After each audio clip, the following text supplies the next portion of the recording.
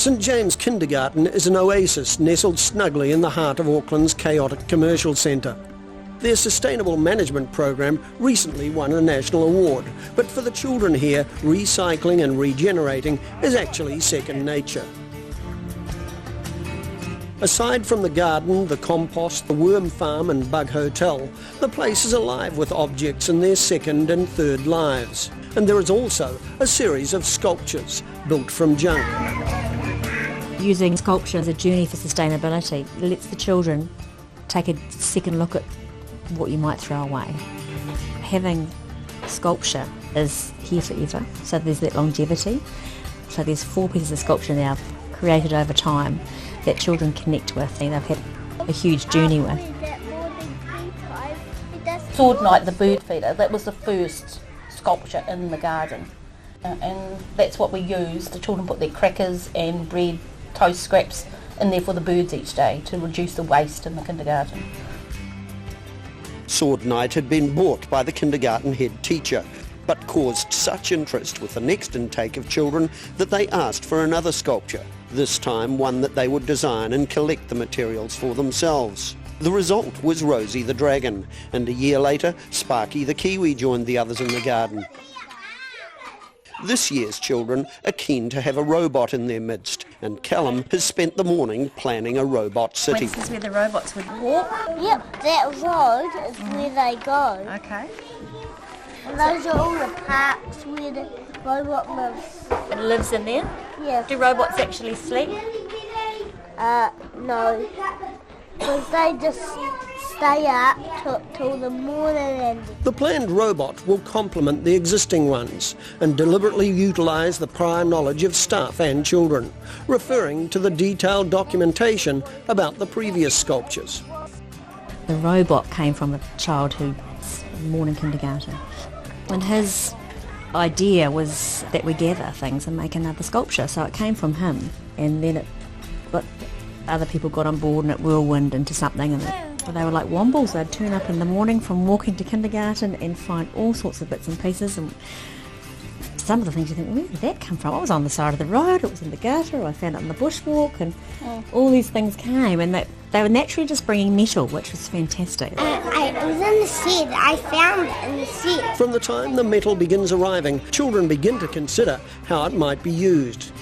Ethan has brought some old coins which might serve as buttons, and something which would make a great robot mouth. I've heard this could be a mouth. These can be the singers and They like the fingers on Elliot's shirt, don't they? There's plenty of discussion, and children begin to sketch out their ideas of what the robot might look like.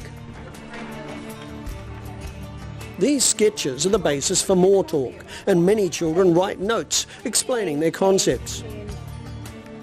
We do need it because the grass remember, you know. There's plenty of useful material for the children to use in trialling their ideas about how the robot may look.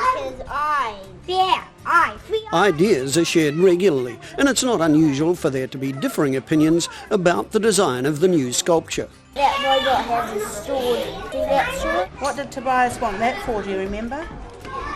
He wanted this for the mouth. Yes, he did. I decided this could be a speaker. Over several days, the robot project is uppermost in the children's imaginations, creating a flurry of ideas. All sorts of ideas. We had the laptop out, looking at other types of robots. They come up with ideas, sketching pens. They'd sit down and we had all the bits that we collated, and they would create.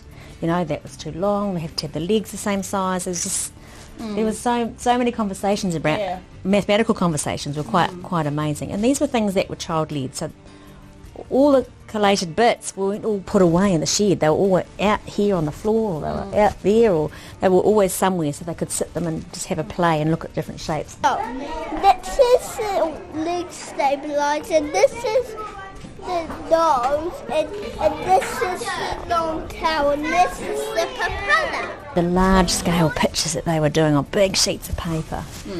It was quite amazing what they were coming up with, wasn't it? And we thought, it wasn't just the morning children either. I know we've done a lot of work with our morning group, but the afternoon children, because we had the pieces out in the kindergarten all the time, the afternoon children came on board. So some of the sketches that that we have are afternoon children as well.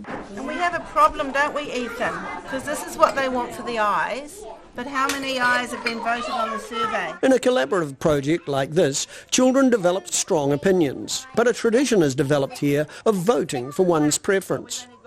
They are used to the survey process. We use it a lot for a number of things, particularly around the sustainability, voting for Oxfam and what we're going to buy for Oxfam. And they're used to that process. So by the time they've gone to school, I'd say they've done probably at least 8 surveys. Yeah. And they know that the majority will win. Occasionally you get the body language and, the odd little protest, and that's fine too. They can state their case and come forward. But most of the time the biggest number wins. I choose 6 and Ethan choose that one, 6 too. So we were talking about the pets. What are we going to have? What were the choices? A cat, a dog, and a crocodile. Whoa, a crocodile! As well as deciding how many eyes the robot should have, the children need to choose what sort of pet would suit it. I think the idea for the pet evolved from children's drawing, because a lot of them had the robot plus something else, and it came through on quite a few of the sketches, and then I think because there's always a lot of chatter here, and we talk with children all the time, and bounce ideas off each other, and and it was Mac time one day that decided that yes, that was a definite yes. The robot needed a pet. Elliot, which one do you want? Because remember, we need to go by a group decision because we've all got such good ideas, but we can't have everything. So we're just going to have to make some choices. Making choices this way is not just a convenient way of coming to a decision. It has much wider implications. Using surveys is that notion of power, and children actually have a voice to make a little bit of a difference, and that once that's acknowledged and they feel like that's acknowledged and interest, people are interested in what they have to say, then they've got that for life. How tall is it going to be? That tall. Synthesising the children's design ideas raises all kinds of issues for them to think about and to learn from. I'm higher too. Okay, that's how tall it will be. Are you happy with that? Yeah. And then you'll be taller than the robot. Yeah. So the crocodile won't be high, it will be long. Do you want to pick it up and carry it in your play, or do you want it to stay right next to the robot? If you want to carry it, it's going to have to be separate from the robot. Hey, tomato. So how is the robot going to be able to hold on to it? Well, his hands. I could go like this. It's eventually agreed that a potentially dangerous animal like a crocodile should be tethered with a lead, and this and all the other relevant design information is communicated by email and phone to Barry the sculptor, who lives out of town. Hello Barry, we are ready for our robot. So they know about Barry. There's documentation about Barry making the other sculptures. So we have to say 6 eyes, crocodile pet. Yeah. What else? What did you? They decided which pieces were definite pieces for the robot, and then we had a maybe pile, and then a definite no.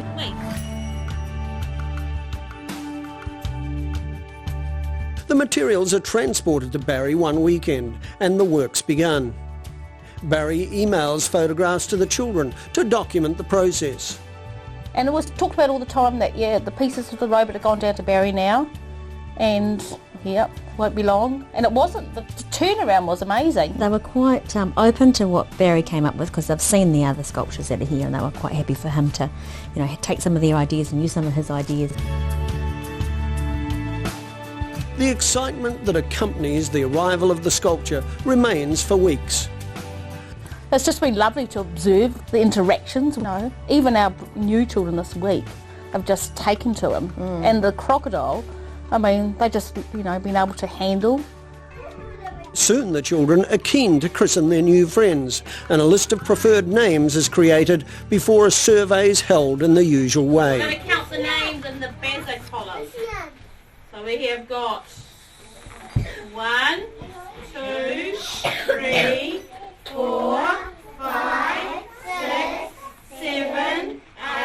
And so, after a closely contested ballot, Rosie the Dragon, Sword Knight and Sparky are joined by Bazza the Robot and his pet Croc.